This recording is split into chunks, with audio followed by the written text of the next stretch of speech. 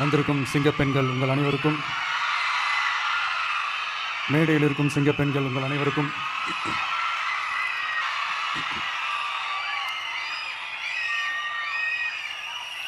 ஒரு ஊரில் ஒரு பெரிய கோயில் யானை ஒன்று இருந்துச்சான். அது ரொம்ப உஷாரான யானையா, அதை ஏமாற்றவே முடியாதான். அப்படிப்பட்ட அந்த யானையை அந்த ஊரில் இருந்த ஒரு ஜெகஜால கில்லாடி ஒருத்தர் வந்து ரொம்ப ஈஸியாக ஏமாற்றிட்டாராம். எப்படி ஏமாத்தினார் அப்படின்னா, அந்த தேங்காய் மூடிக்குள்ளே இருந்த அந்த தேங்காய்க்கு பதிலாக சுண்ணாம்பை வச்சு அது ஒரு நெஜ தேங்காய் மாதிரி அதை ரெடி பண்ணி அதை யானைக்கிட்ட நீட்டி இருக்கிறார். யானையும் அந்த தும்பிக்கையை வச்சு அதை வாயில் போட்டு சாப்பிட்ருச்சான்.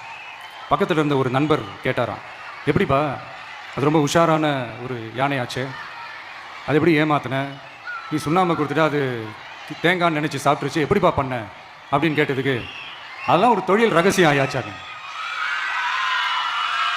அதுக்கெலாம் ஒரு எக்ஸ்பீரியன்ஸ் வேணும், அதெல்லாம் உனக்கு தெரியாது அப்படின்னு சொல்லி கடந்து போயிட்டாங்க. திருப்பி ரொம்ப நாள் கழித்து அந்த மிஸ்டர் ஜெகஜாலம்ஸும் அந்த ஃப்ரெண்டும் மீட் பண்ணியிருக்காங்க. அப்போ அந்த யானை டாபிக் வந்திருக்குது.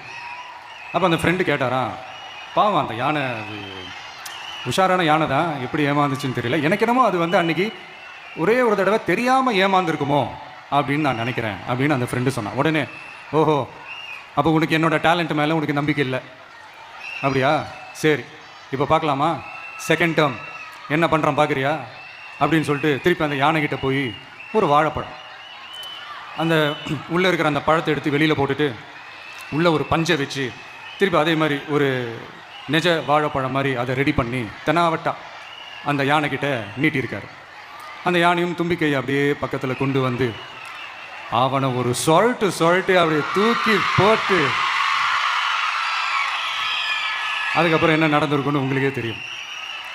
அந்த அடிபட்டு கிடந்த அந்த மிஸ்டர் ஜெகஜாலம்ஸ் கிட்ட அந்த ஃப்ரெண்டு வந்து காதலை சொன்னானா, யானைக்கு கொஞ்சம் மெமரி பவர் ஜாஸ்தி நினைக்கிறேன் அப்படின்ட்டு. ஸோ இந்த கதையில் அந்த யானை யாருன்னு கேட்டிங்கன்னா நம்ம வாக்காளர்கள். அந்த மிஸ்டர் ஜெகஜாலம்ஸ் யாருன்னு கேட்டிங்கன்னா, அது உங்கள் மைண்டுக்கு யாராவது வந்தாங்கன்னா அதுக்கு நிர்வாகம் பொறுப்பு இல்லை ராஜா, அதுக்கு நிர்வாகம் பொறுப்பு இல்லை. சரி, அது யாரா வேணா இருந்துட்டு போட்டோம். ஆனால் இங்கே இருக்கிறது ஒத்த யானை இல்லை, ரெட்டை யானைகள், ரெட்டை போர் யானைகள், என் சிங்க பெண்கள். உங்களெல்லாம் யாரும் எதையும் சொல்லி ஏமாற்ற முடியாது. இப்போ இந்த விமென்ஸ் டே அன்னைக்கு ஒரு சில முக்கியமான சில வாக்குறுதிகளை படிப்போமா?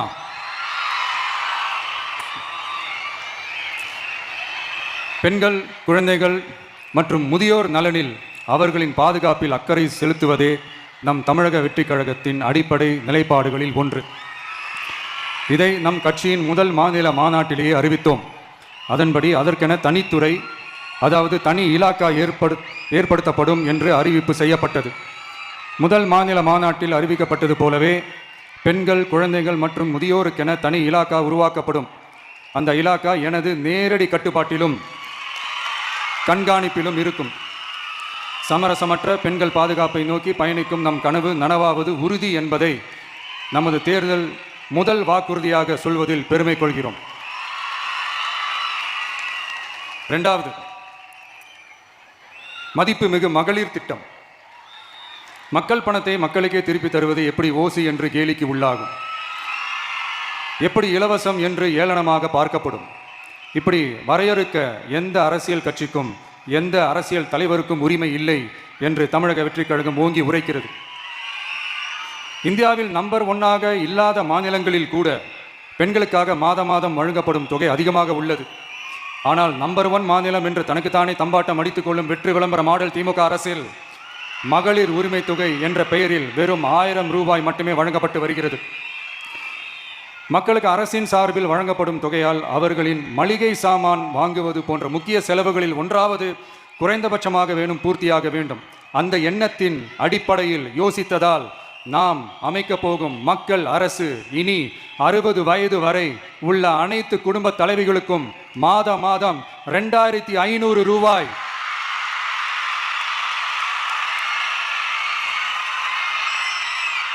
வழங்கப்படும் என்பதை பெருமகிழ்வுடன் அறிவிக்கிறோம்.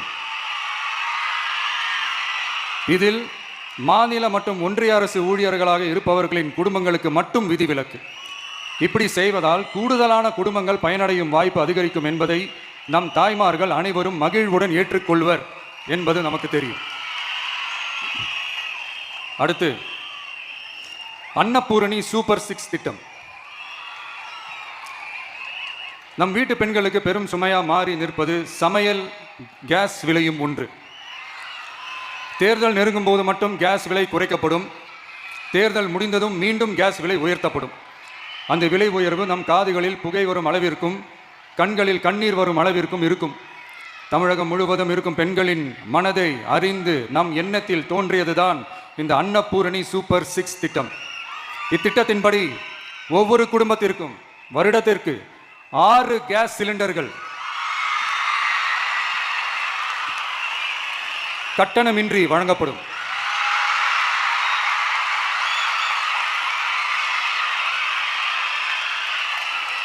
நம்மை சீராட்டி வளர்த்த நம் தாய்மார்கள் வயிற்றில் பால் வார்க்கும் திட்டமாக இதை அறிவிப்பதில் தமிழக வெற்றிக் கழகம் தலை நிமிர்ந்து பெருமை கொள்கிறது. அடுத்து அண்ணன் சீர்திட்டம்.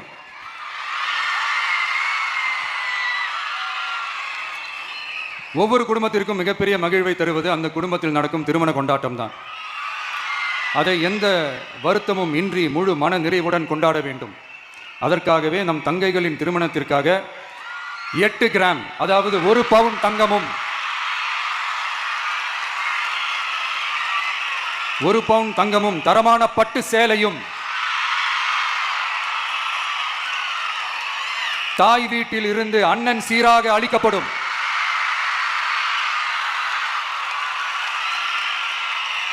இப்படியான அந்த மகிழ்வை பங்கேற்பதில் தமிழக வெற்றிக் கழகமும் நாமும் பெரும் மகிழ்ச்சி அடைவதை தெரிவித்துக் கொள்கிறோம். அடுத்து காமராஜர் கல்வி உறுதி திட்டம். கல்வி கண் திறந்த கர்ம வீரர் பெருந்தலைவர் காமராஜர் அவர்கள் அவரை கொள்கை தலைவர்களில் ஒருவராக ஏற்ற ஒரு இயக்கம்தான் நம்ம தமிழக வெற்றிக் கழகம். நமது கல்வி சார்ந்த கனவுகளில் ஒன்றாக கல்வி இடைநிற்றல் என்பதை இருக்கக்கூடாது என்பதை உறுதி செய்ய வேண்டும். அதற்காகவே உருவாக்கப்பட்டுள்ள திட்டம்தான் காமராஜர் கல்வி உறுதி திட்டம். இடைநிற்றலுக்கான காரணங்களில் ஒன்றாக பொருளாதார குறைபாடும் இருக்கிறது. இதை உணர்ந்ததால் தான் 1ஆம் வகுப்பு முதல் 12ஆம் வகுப்பு வரை எந்த குழந்தையும் கல்வி இடைநிற்றலுக்கு ஆளாகவே கூடாது என்று எண்ணுகிறோம். அந்த எண்ணத்தின்படி நம் விருப்பத்தை நிறைவேற்ற இடைநிற்றலே இல்லாமல் செய்வதற்காக ஒவ்வொரு தாய்க்கும் அல்லது பாதுகாவலருக்கும் ஆண்டுதோறும் 15,000 ரூபாய் பொருளாதார உதவி 15,000 ரூபாய் பொருளாதார உதவி தொகையாக வழங்கப்படும்.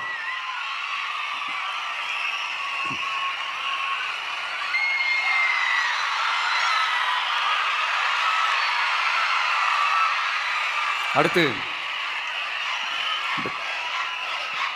தேங்க்யூ.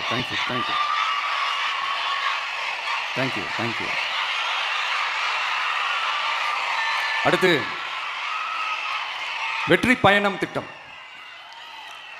கட்டணமில்லா பேருந்து பயணம் என்று அறிவித்துவிட்டு அது பிங்க் பஸ்ஸில் மட்டும்தான் என்று கட்டுப்பாடு விதித்ததால் பள்ளி கல்லூரி செல்லும் மாணவிகள் முதல் வேலைக்கு செல்லும் பெண்கள் உட்பட குறிப்பிட்ட அந்த ஒரு பேருந்துக்காக காத்திருக்கும் அவல நிலை உள்ளது. எனவே அந்த நிலை மாற வேண்டும். மேலும் குடும்பங்களில் ஏற்படும் சூழலால் அவசர மற்றும் அத்தியாவசிய பயணங்களை மேற்கொள்ள வேண்டிய நிலையும் ஒவ்வொரு பெண்ணுக்கும் ஏற்படும். அது மாதிரியான நேரங்களில் கையில் காசில்லை என்றால் அந்த பயணத்தை கவலையுடன் தவிர்க்க வேண்டிய நிலையும் ஏற்படும். இது போன்ற தர்ம சங்கடமான நிலையை தவிர்ப்பதற்காக அரசு போக்குவரத்தின் அனைத்து பேருந்துகளிலும் பெண்கள் பயணிக்கும் வகையில் உத்தரவிடப்படும். இதன் மூலம் தமிழகத்தின் எந்த மூலையில் இருந்தும் எந்த இடத்திற்கும் அனைத்து பெண்களும் கட்டணமின்றி பயணிக்கலாம். மேலும் பேருந்துக்காக காத்து கிடக்க வேண்டிய அவசியமும் ஏற்படாது.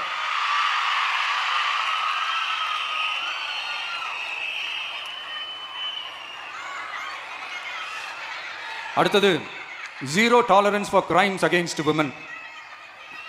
பெண்களுக்கு எதிரான குற்றமே இல்லை என்ற நிலையை உருவாக்க வேண்டும். அதன் அடிப்படையில் தான் zero tolerance for crimes against women என்பதை உறுதிப்படுத்த வேண்டும் என்பது நம் மிகப்பெரிய கனவு, நம்மளுடைய விருப்பம். 2 வயது குழந்தைக்கு நேர்ந்த கொடுமை, விமான பணிப்பெண்ணுக்கு நேர்ந்த கொடுமை என இந்த கொடுமைகளில் ஈடுபட்டதே திமுக நிர்வாகி ஒருவரும் திமுக கவுன்சிலர் ஒருவரும் தான் என்பது செய்திகள் வழியாக எல்லாரும் அறிந்த ஒன்று. இதையெல்லாம் தடுக்க வேண்டும். பெண்கள் பாதுகாப்பை உறுதி செய்யும் வகையில் ராணி வேலு நாச்சியார் படை ஏற்படுத்தப்படும். சாதாரண உடையில் இருக்கிற இந்த படையைச் சேர்ந்த பெண்கள் பாடி கேம் உடன் ஆங்காங்கே பாதுகாப்பு பணியில் இருப்பார்கள். பொருத்தப்படும். இந்த பட்டன்கள் வழியாக 5 நிமிடத்தில் பதிலும் பாதுகாப்பும் உறுதி செய்யப்படும். சிசிடிவி கேமராக்களும் விளக்குகளும் வெளிச்சமும் இல்லாத இடங்களே இல்லை என்ற வகையில் ஜீரோ டார்க் ஸ்பாட்ஸ் உருவாக்கப்படும். பெண்கள் பாதுகாப்பை 24/7 கண்காணிப்பு செய்ய முடியுமா என்ற கேள்விக்கான பதிலாக state of the art command centres அமைத்து சிசிடிவி நெட்வொர்க்குகளை கண்காணிக்கவும், அவசர நிலைகளை அந்த நேரத்தில் அதிநவீன கட்டளை மையங்களை அமைத்து பெண்கள் பாதுகாப்பு உறுதி செய்யப்படும். அடுத்து, பெண்களுக்கு மிகவும் தேவையான நாட்களில் பொது விநியோகம் நடக்கும் இடங்களான ரேஷன் கடைகள் மற்றும் பள்ளிகள், கல்லூரிகள் மூலம் அனைத்து பெண்களுக்கும் விலையில்லா சானிட்டரி பேட்ஸ்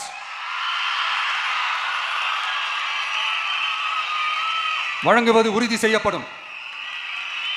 இது ஏன் சொல்றேன்னா, இது இப்போது ஒழுங்கா நடக்கிறது இல்லை, அதனாலதான் அதை அழுத்தி சொல்றேன்.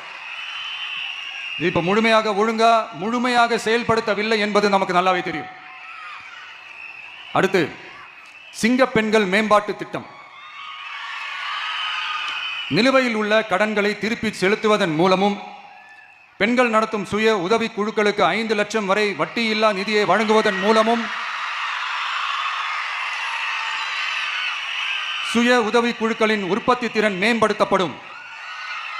சுய உதவி குழுக்களில் இருந்து பதிவு செய்யப்பட்ட MSMEகளாக மாறுபவர்களுக்கு ஆண்டுதோறும் 5 லட்சம் வழங்கப்படும். அதாவது 100% மானியமாகவே வழங்கப்படும். அடுத்து, தாய்மாமன் தங்க மோதிரம் திட்டம்.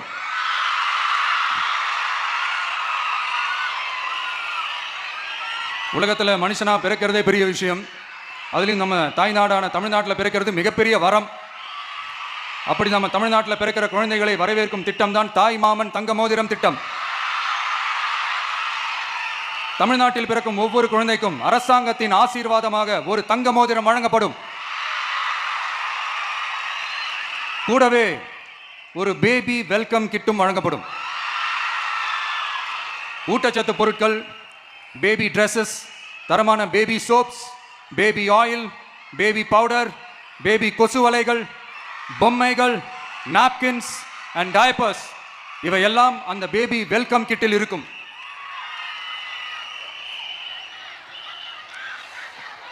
இதெல்லாம் சும்மா சாம்பிள் தான். இன்னும் ரெடி ஆயிட்டு இருக்கு. வரப்போற நாட்களில் அதை நான் சொல்றேன். சரிப்பா, தேங்க்யூ.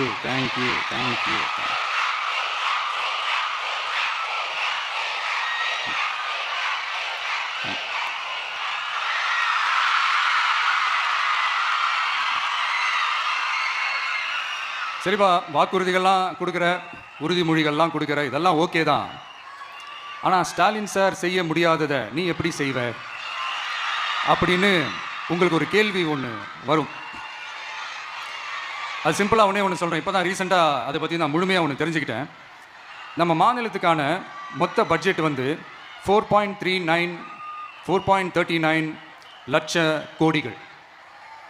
அதில் 30% ஸ்டாலின் சார் டாக்ஸுக்கு போகுது. இது என்னடா புது டாக்ஸ்ன்னு கேட்குறீங்களா? ஆமாம், இந்த பட்ஜெட்லேருந்து ஒதுக்குற நிதியில் 20% ஸ்டாலின் சாருக்கு போகுது, அதில் 10% அவங்க மந்திரிங்களுக்கு போகுது. மொத்தமாக 30% ஆச்சா? கவர்மெண்ட்டுக்கு தான் வரி கொடுப்பாங்க. ஆனால் கவர்மெண்ட்டே ஒருத்தவங்களுக்கு வரி கொடுக்குதுன்னா அதுக்கு பேர் ஸ்டாலின் சார் டாக்ஸ் தானே. இதை விட நாகரிகமாக நீங்கள் அடிக்கிற கொள்ளையும் நீங்கள் அடிக்கிற ஊழலையும் சொல்ல முடியாது. மக்களுக்காக ஒதுக்குற பணத்தை நீங்கள் அப்படியே சைடில் ஒதுக்காம மொத்த பணத்தையும் மக்களுக்கே செலவு பண்ணிட்டா ஒரு சூப்பரான நல்ல அரசாங்கத்தை கொடுக்கலாம்ல.